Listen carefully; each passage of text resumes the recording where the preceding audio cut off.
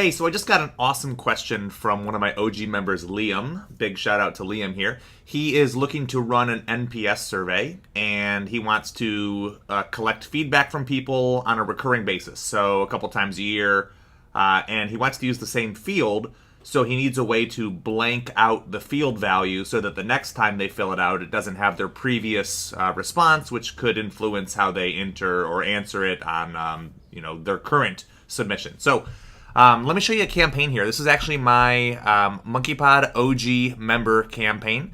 So there's a lot of moving pieces here for my members, but up here you can see I have the survey loop. And I do it similarly where I have a survey every couple of months. So it starts when they get the OG member tag, or when they fill the survey out, it restarts, okay? So in here, I'm driving them to take the survey. And, then they take the survey, and based on their response, promoter, neutral, or detractor, it goes into one of these three sequences. And in all of them, I'm applying a note. The reason I apply that note is to record or log their comments. So I have a field called contact NPS comments, or it's just called NPS contact comments. It's a contact field. So I merge that into the note so that anytime I go to that contact record, I can easily see time and date stamped history of that of their survey submissions, even if it's not in that field any longer. The reason that's important is because once they submit the survey, they're going to be looped back here, and eventually they're going to be asked to fill that survey out again. So one thing I'm doing currently is I'm using the set field value to change the NPS comments just to this little dash, to a little hyphen. So when they come through to the form, there's just a dash in that space. So the reason I'm doing that is because it doesn't allow you to set the field to blank.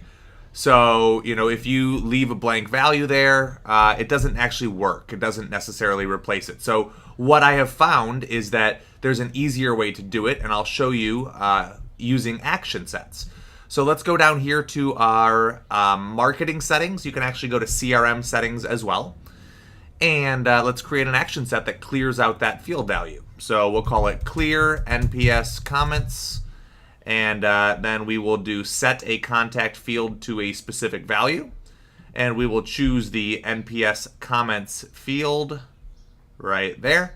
And then we'll leave it blank. And I don't need any rules for this one. If I'm running this action set, I want that field value set to nothing, right? Kind of to null, rather. So now I can go back into that sequence and drag out a legacy action set widget. And we'll just relabel this set to blank.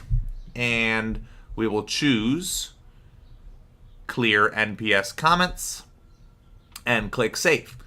And that's really it for this little trick. So there's plenty of instances where you might want to set a field value back to blank.